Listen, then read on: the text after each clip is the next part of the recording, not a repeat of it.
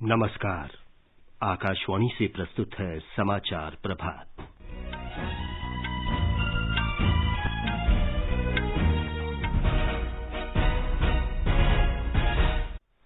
प्रधानमंत्री नरेंद्र मोदी ने नीति आयोग की शासी परिषद की बैठक में सहकारी संघवाद की सराहना की। कहा, राज्यों के सामूहिक प्रयास ने देश को कोविड से उबरने में मदद की। राज्यों से आयात कम करने और निर्यात बढ़ाने की अपील की। गृह मंत्री अमित शाह आज भुवनेश्वर में Modi A20 dreams meet delivery का ओडिया संस्करण जारी करेंगे।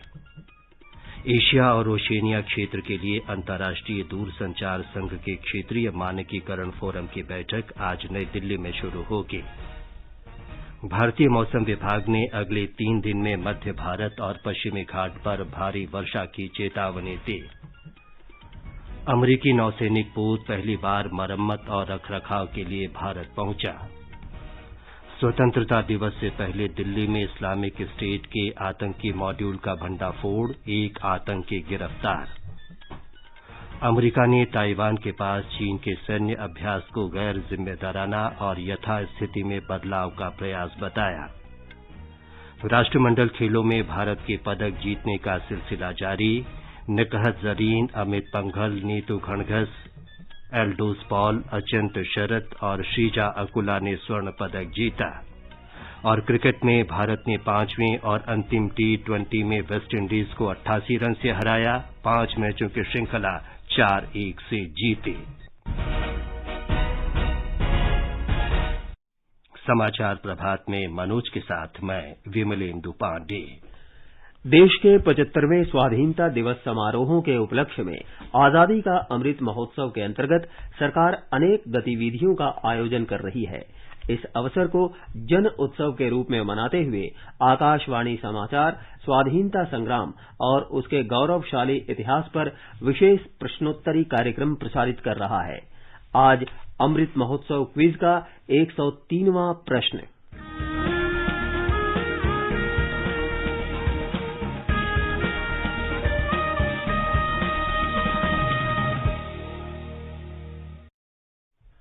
आज का प्रश्न है, उस स्वतंत्रता सेनानी का नाम बताएं जिनकी 31 जुलाई 1857 के सैन्य विद्रोह और कोल्हापुर में दिसंबर 1857 के विद्रोह में प्रमुख भूमिका थी।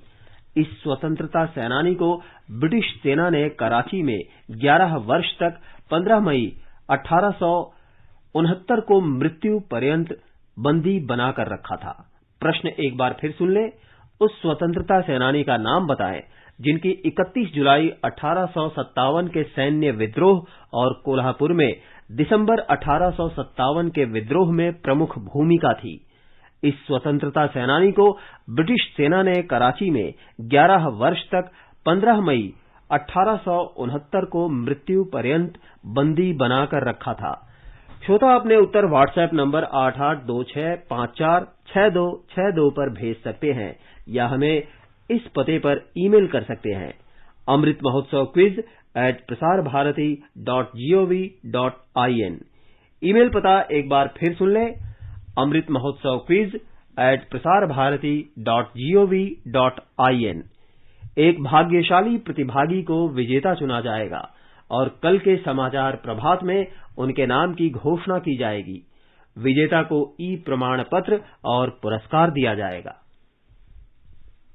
अब समाचार विस्तार से।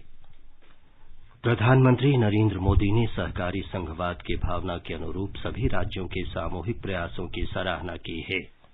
उन्होंने कहा कि सामूहिक शक्ति से ही देश को कोविड महामारी से उबरने में मदद मिली। नई दिल्ली में कल राष्ट्रपति भवन के सांस्कृतिक केंद्र में नीति आयोग की शासी परिषद की 7वीं बैठक को संबोधित करते हुए प्रधानमंत्री ने कहा कि प्रत्येक राज्य ने अपनी क्षमता के अनुरूप महत्वपूर्ण भूमिका निभाई और कोविड के खिलाफ संघर्ष में योगदान किया। एक रिपोर्ट। भारत का संघवादी ढांचा और सहकारी संघवाद कोविड संकट के दौरान पूरी दुनिया के लिए एक मॉडल बना। भारत ने विकासशील देशों के लिए सशक्त संदेश दिया कि सीमित संसाधनों के बावजूद चुनौतियों पर विजय पाना संभव है। प्रधानमंत्री नरेंद्र मोदी ने कहा कि इस उपलब्धि का श्रेय राज्य सरकारों को जाता है जिन्होंने दलगत राजनीति से ऊपर उठकर सामूहिक प्रयासों से बिल्कुल निचले स्तर तक सहायता पहुंचाने पर ध्यान केंद्रित किया। प्रधानमंत्री ने कहा कि हर राज्य को भारतीय दूतावासों के जरिए व्यापार, पर्यटन और प्रौद्योगिकी के विकास पर ध्यान केंद्रित करना चाहिए। राज्यों को आयात कम करने और निर्यात बढ़ाने पर गौर करना चाहिए और इसके लिए उपलब्ध अवसरों की पहचान भी करनी चाहिए। प्रधानमंत्री ने कहा कि लोगों को स्थानीय उत्पादों के इस्तेमाल के लिए प्रोत्साहित करना होगा, क्योंकि वोकल फॉर लोकल किसी एक राजनैतिक दल का एजेंडा नहीं है, बल्कि एक साझा लक्ष्य है। प्रधानमंत्री ने अगले वर्ष भारत के G20 की अध्यक्षता ग्रहण करने की भी चर्चा की और इसे दुनिया के समक्ष ये उदाहरण रखने का एक महत्वपूर्ण अवसर बताया कि भारत सिर्फ दिल्ली तक सीमित नहीं है, बल्कि ये विभिन्न राज्यों और केंद्र शासित प्रदेशों का संघ है। समाचार कक्ष से मुनीश शर्मा। विदेश मंत्री डॉक्टर सुब्रमण्यम जयशंकर ने कहा है कि G20 की अध्यक्षता एक बड़ा अवसर होने के साथ साथ एक बड़ा दायित्व भी है। G20 के इतिहास में पहली बार भारत पूरे वर्ष भर इस समूह की बैठकों की मेजबानी करेगा। ये बैठकें न केवल दिल्ली में बल्कि प्रत्येक राज्य और केंद्र शासित प्रदेश में आयोजित होगी। नीति आयोग के उपाध्यक्ष सुमन बेरी ने कहा कि प्रधानमंत्री ने अपने संबोधन में कोविड पश्चात के भारत और भविष्य का उल्लेख किया। श्री बेरी ने कहा कि प्रधानमंत्री ने वर्ष 2047 में भारत की स्वतंत्रता के 100 वर्ष पूरा होने तक राज्यों से एक समग्र दृष्टिकोण के साथ काम करने का आह्वान किया। The Prime Minister made some important points about India post-COVID, about the year ahead, and about his both pride in and expectations from the meeting. His real challenge or request to those assembled was to raise their sights in this Amrit Kal to what India should aim to become in 2047, the 100th year of our independence. NITI Aayog के मुख्य कार्यकारी अधिकारी परमेश्वरन अय्यर ने कहा कि बैठक के दौरान मुख्यमंत्रियों और उपराज्यपालों ने अपने अपने राज्यों के सर्वश्रेष्ठ कार्यों और प्रक्रियाओं पर प्रस्तुति दी। गृह मंत्री अमित शाह आज Modi at 20 dreams meet delivery पुस्तक का ओडिया संस्करण जारी करेंगे। ये पुस्तक श्री मोदी के 2001 में गुजरात के मुख्यमंत्री बनने के बाद से 20 वर्षों की यात्रा पर आधारित है। श्री शाह कटक में ओडिया दैनिक प्रजातंत्र की 75वीं वर्षगांठ के अवसर पर आयोजित समारोह में भी भाग लेंगे। ओडिशा के पूर्व मुख्यमंत्री हरे कृष्ण मेहताब ने इस समाचार पत्र की स्थापना की थी। श्रावण मास के अंतिम सोमवार को आज सुबह श्री शाह अपने ओडिशा दौरे की शुरुआत भुवनेश्वर में लिंगराज मंदिर के दर्शन से करेंगे।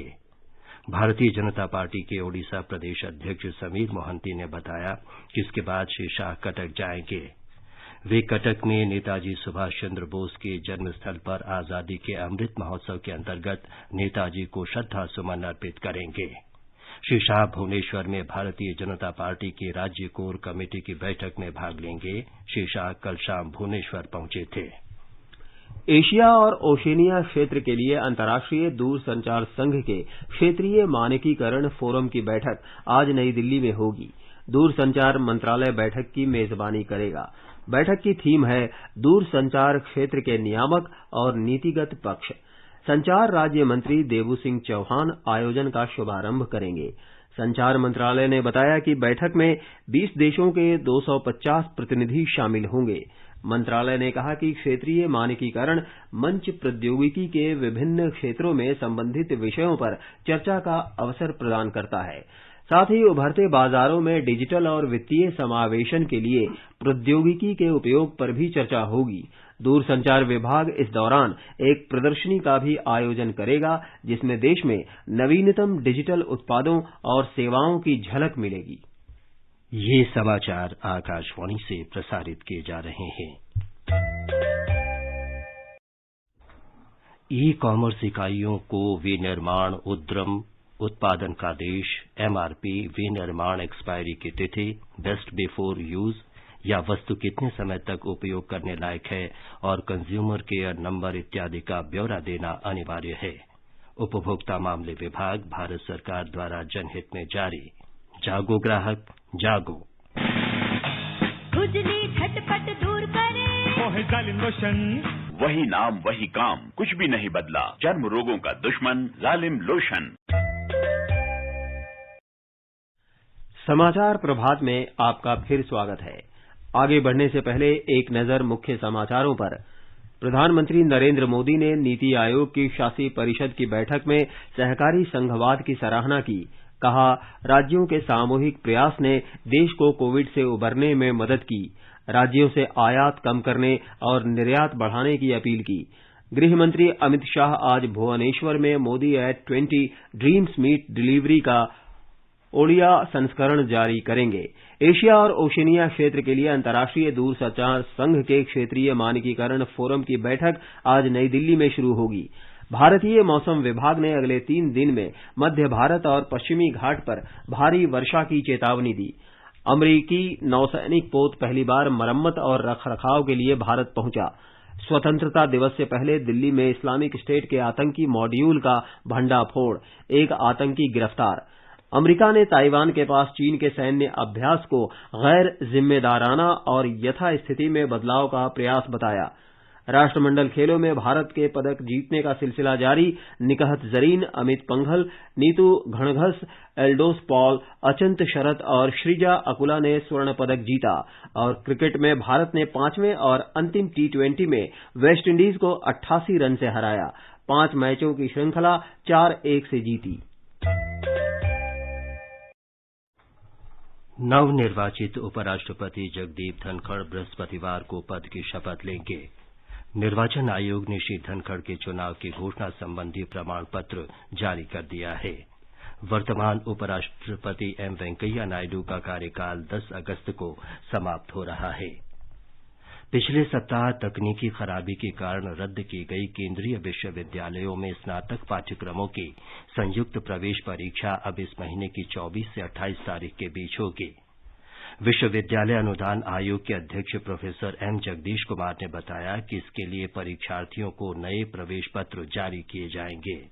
4 से 6 अगस्त तक निर्धारित CUET के लिए कुछ छात्र केंद्रों में टेक्निकल समस्याओं के कारण परीक्षा नहीं दे सके। अब इन छात्रों के लिए 24 से 28 अगस्त तक पुनः परीक्षा आयोजित करने का निर्णय लिया है और परीक्षा की तारीख से बहुत पहले उन्हें नए प्रवेश पत्र जारी किए जाएंगे।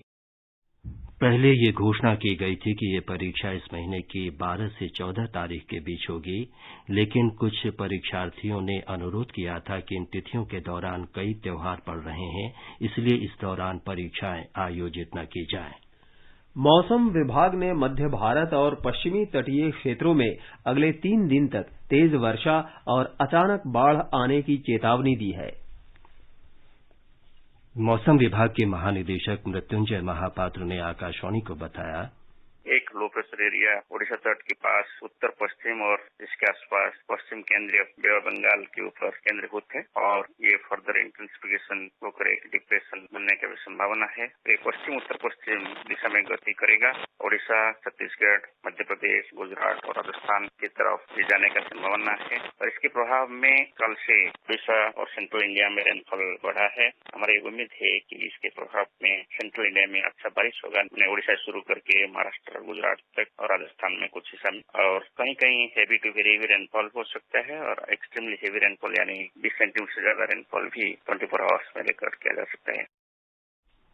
अमेरिका ने ताइवान के निकट चीन के सैन्य अभ्यासों को गैर जिम्मेदाराना और यथास्थिति में बदलाव लाने का प्रयास बताया है। अमरीकी राष्ट्रपति कार्यालय व्हाइट हाउस के प्रवक्ता के हवाले से गार्जियन समाचार पत्र ने खबर दी है कि अमरीका चीन की गतिविधियों को तनाव बढ़ाने वाला कदम मानता है। अमरीकी स्पीकर नैन्सी पेलोसी के ताइवान दौरे के बाद से चीन लगातार ताइवान के आसपास सैन्य अभ्यास कर रहा है। व्हाइट हाउस के प्रवक्ता ने कहा कि चीन का ये कदम उकसाने वाली कार्रवाई है और इससे तनाव बढ़ने का जोखिम है। राष्ट्रीय अन्वेषण अभिकरण ने स्वतंत्रता दिवस से पहले दिल्ली में इस्लामिक स्टेट के आतंकी मॉड्यूल का पर्दाफाश किया है। जांच एजेंसी ने आतंकी संगठन IS से सक्रिय रूप से जुड़े मोहसिन अहमद को गिरफ्तार किया है।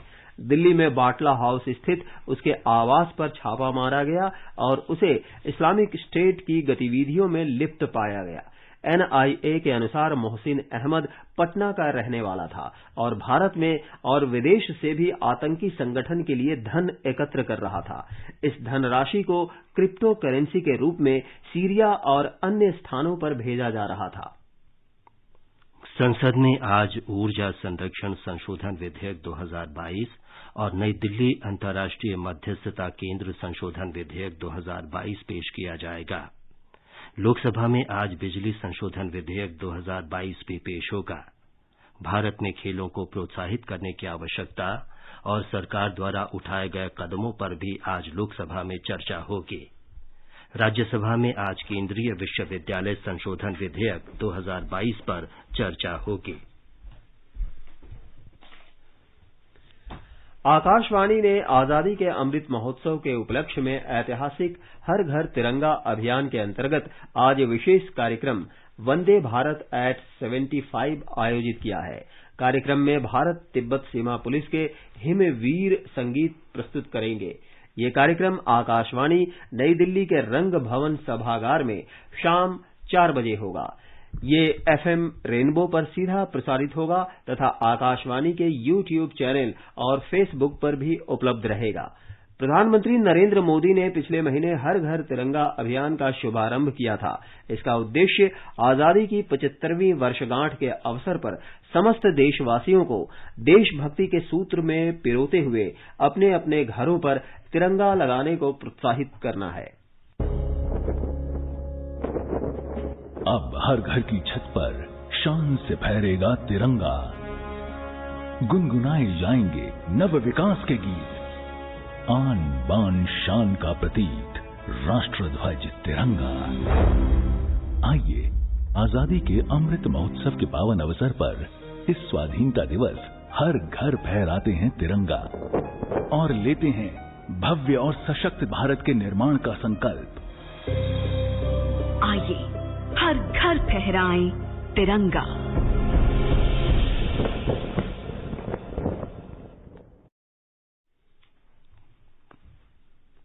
पंद्रह अगस्त को देश की आजादी के 75 वर्ष पूरे हो रहे हैं। इस वर्ष स्वतंत्रता दिवस समारोह देश में जारी आजादी का अमृत महोत्सव के अंतर्गत आयोजित होगा। स्वतंत्रता दिवस समारोह से पहले आकाशवाणी समाचार पर इंडिया एट 75 विशेष श्रृंखला का प्रसारण किया जा रहा है। आज इसका विषय है दीर्घकालिक विकास के लक्ष्य की ओर भारत की यात्रा। देश के दीर्घकालिक विकास के लिए भारत सरकार अपने प्रमुख कार्यक्रमों के साथ साथ केंद्र की ओर से प्रायोजित कई योजनाओं को लागू कर रही है। विश्व दीर्घकालिक विकास सम्मेलन में बोलते हुए प्रधानमंत्री नरेंद्र मोदी ने इस बात का उल्लेख किया था कि गुजरात से लेकर राष्ट्रीय स्तर तक विगत 20 वर्षों में अपने कार्यकाल के दौरान पर्यावरण और दीर्घकालिक विकास पर मुख्य रूप से उनका ध्यान केंद्रित रहा। उन्होंने ये भी कहा कि 1972 के स्टॉकहोम सम्मेलन के बाद से विगत 50 वर्षों में इन क्षेत्रों में बहुत कम काम हुआ, लेकिन भारत ने इस दिशा में समुचित कदम उठाए। आजादी का अमृत महोत्सव के अंतर्गत आइए अब सुनते हैं आकाशवाणी की विशेष प्रस्तुति आजादी का सफर। आजादी का अमृत महोत्सव।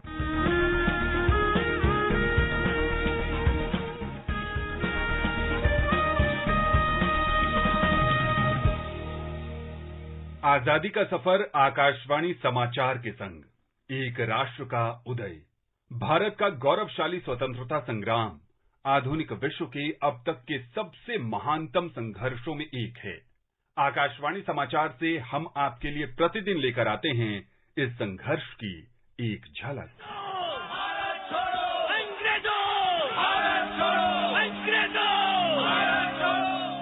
महात्मा गांधी ने 8 अगस्त 1942 को अखिल भारतीय कांग्रेस कमेटी के मुंबई सत्र में भारत छोड़ो आंदोलन शुरू किया था।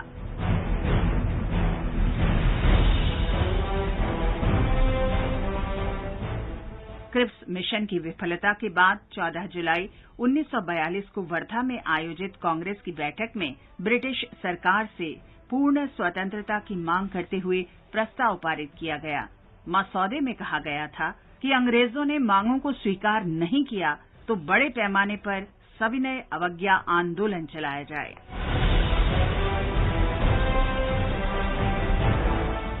8 अगस्त 1942 को महात्मा गांधी ने बंबई के गोवालिया टैंक मैदान में भाषण के दौरान भारत छोड़ो आंदोलन में करो या मरो का आह्वान किया।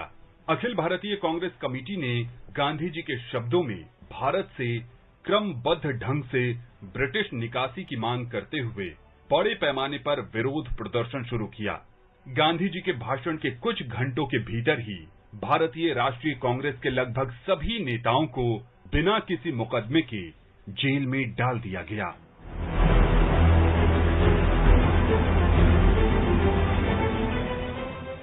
शीर्ष राष्ट्रवादी नेतृत्व की गिरफ्तारी के बाद पूरे देश में बड़े पैमाने पर विरोध और प्रदर्शन हुए।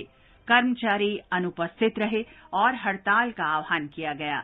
मिदनापुर के तामलुक और कोटाई उपखंडों में लोग समानांतर सरकारें स्थापित करने में सफल रहे, जो तब तक चलती रहीं जब तक गांधी जी ने व्यक्तिगत रूप से 1944 में नेताओं से उन्हें भंग करने का अनुरोध किया।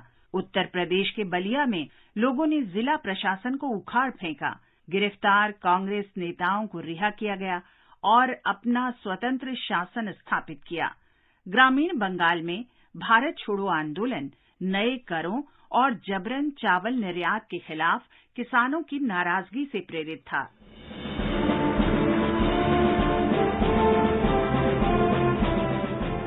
ब्रिटिश सरकार ने अपनी दमनकारी नीति के अनुरूप 10,000 से अधिक लोगों को गिरफ्तार किया, लेकिन भारत छोड़ो आंदोलन अंग्रेजों को ये एहसास दिलाने में सफल रहा कि अब लंबे समय तक भारत पर शासन नहीं किया जा सकता।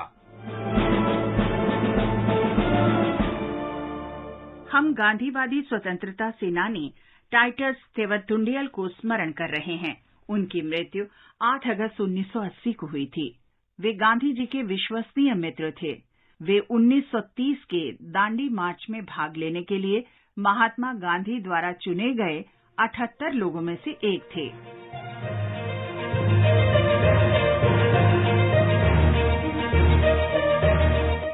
टाइटस का जन्म 18 फरवरी 1905 को केरल के मैरामॉन में हुआ था।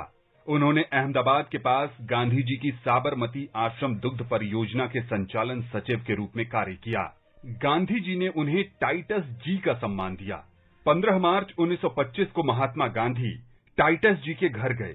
इसे सेंट्रल त्रावणकोर की सबसे बड़ी घटनाओं में से एक माना जाता है। मैरामॉन और उसके आसपास के लोग उस ऐतिहासिक पल के साक्षी बने। स्वतंत्रता के पश्चात टाइटस भोपाल में बस गए। 1970 में उन्होंने the Bharat of my dreams पुस्तक प्रकाशित की। 500 रुपए के नोट के शुरुआती डिजाइन में भी उनका चित्रण था। टाइटस तेवरतुंडियल का 8 अगस्त 1980 को भोपाल के कस्तूरबा अस्पताल में निधन हो गया।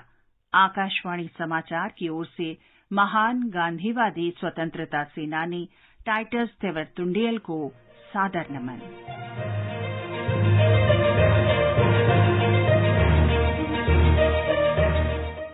हम उत्तर प्रदेश के मैनपुरी जिले के निवासी शहीद कृष्ण कुमार को भी याद कर रहे हैं।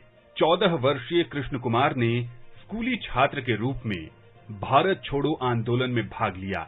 वे 8 अगस्त 1942 को बेवर में शामिल विरोध रैली में पुलिस फायरिंग में गंभीर रूप से घायल हो गए।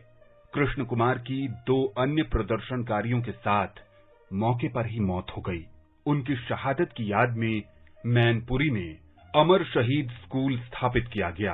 आकाशवाणी समाचार की ओर से देश के वीर सपूत शहीद कृष्ण कुमार को नमन।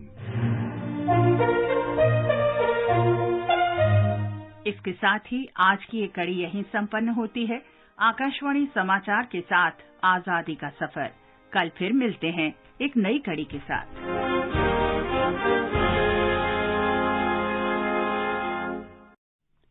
अमेरिकी नौसेना का पोत चार्ल्स ड्रू मरम्मत और रखरखाव के लिए भारतीय सागर तट पर चेन्नई के निकट एन्नोर स्थित LNT के काटुपल्ली शिपयार्ड पहुंचा है। ये पहला अवसर है जब अमेरिकी नौसेना का कोई पोत भारतीय शिपयार्ड में मरम्मत के लिए लाया गया है। राष्ट्रमंडल खेलों में भारत ने कल मुक्केबाजी में 3 ट्रिपल जंप और टेबल टेनिस में एक पदक सहित कुल 5 स्वर्ण पदक जीते। ब्यौरे के साथ हैं खेल डेस्क से सिद्धार्थ सिंह।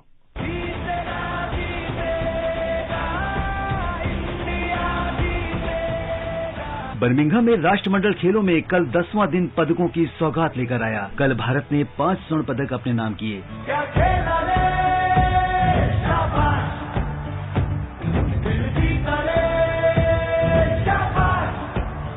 टेबल टेनिस में अचंता शरद कमल और शीजा अकुला ने मिक्स डबल्स में स्वर्ण पदक जीता। Sharath Kamal Ashanta, another Commonwealth Games gold medal for him, but a first medal for him of any colour in the mixed doubles at the Commonwealth Games, and it's gold. पुरुष doubles में अचंता शरद कमल और जी साथियान की जोड़ी ने रजत देश के नाम किया। पुरुषों के ट्रिपल जंप में एल्दोस पॉल ने स्वर्ण और अब्दुल्ला अबू बकर ने रजत पदक जीतकर इतिहास रचा। पहली बार मेंस ट्रिपल जंप में एक गोल्ड मेडल लगाई थी एल्दोस पॉल ने।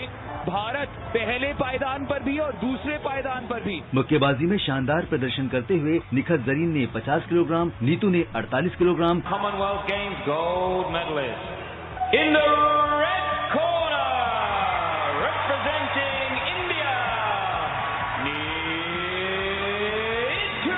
और अमित पंघल ने 51 किलोग्राम में देश को स्वर्ण दिलाया।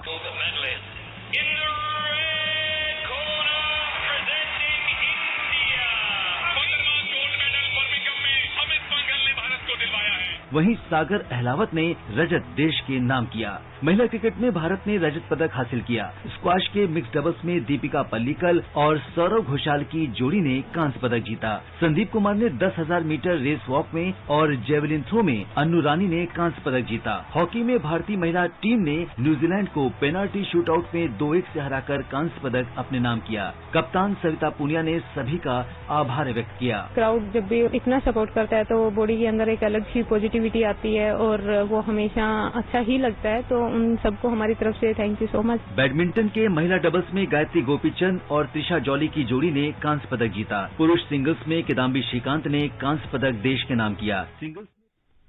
राष्ट्रमंडल खेलों के आखिरी दिन आज बैडमिंटन, हॉकी, टेबल टेनिस के फाइनल मुकाबलों में भारत अपनी चुनौती पेश करेगा। भारत ने वेस्टइंडीज के साथ 5 मैचों की T20 क्रिकेट श्रृंखला 4-1 से जीत ली है। कल रात उसने अमेरिका के फ्लोरिडा में 5वें और अंतिम मैच में वेस्टइंडीज को 88 रन से हराया। मनोज, अब बताएं कि आज के समाचार पत्रों में क्या विशेष है। जी विमलेंदु, नीति आयोग की शासी परिषद की बैठक में प्रधानमंत्री का बयान अखबारों की बड़ी खबर है। जनसत्ता की सुर्खी है, कोविड संकट में भारत का संघीय ढांचा बना मिसाल। बेबी रॉकेट SLLV के पहले प्रक्षेपण में आंशिक सफलता पर राजस्थान पत्रिका की सुर्खी है, तय कक्षा में नहीं पहुंचे दोनों उपग्रह, आखिरी समय में टूटा संपर्क, विसंगति के कारणों की हुई पहचान। बुलेटिन समाप्त होने से पहले अमृत महोत्सव क्विज का आज का प्रश्न एक बार फिर सुन लीजिए। उस स्वतंत्रता सेनानी का नाम बताइए जिनके 31 जुलाई 1857 के सैन्य विद्रोह और कोल्हापुर में दिसंबर 1857 के विद्रोह में प्रमुख भूमिका थी। इस सेनानी को ब्रिटिश सेना ने कराची में 11 वर्ष तक 15 मई 1869 को जीवन पर्यंत बंदी बनाकर रखा था। आप अपने उत्तर व्हाट्सएप नंबर 8826546262 पर भेज सकते हैं। अंत में मुख्य समाचार एक बार फिर। प्रधानमंत्री नरेंद्र मोदी ने नीति आयोग की शासी परिषद की बैठक में सहकारी संघवाद की सराहना की। कहा, राज्यों के सामूहिक प्रयास ने देश को कोविड से उबरने में मदद की। राज्यों से आयात कम करने और निर्यात बढ़ाने की अपील की। गृह मंत्री अमित शाह आज भुवनेश्वर में Modi at 20 dreams meet delivery का ओडिया संस्करण जारी करेंगे।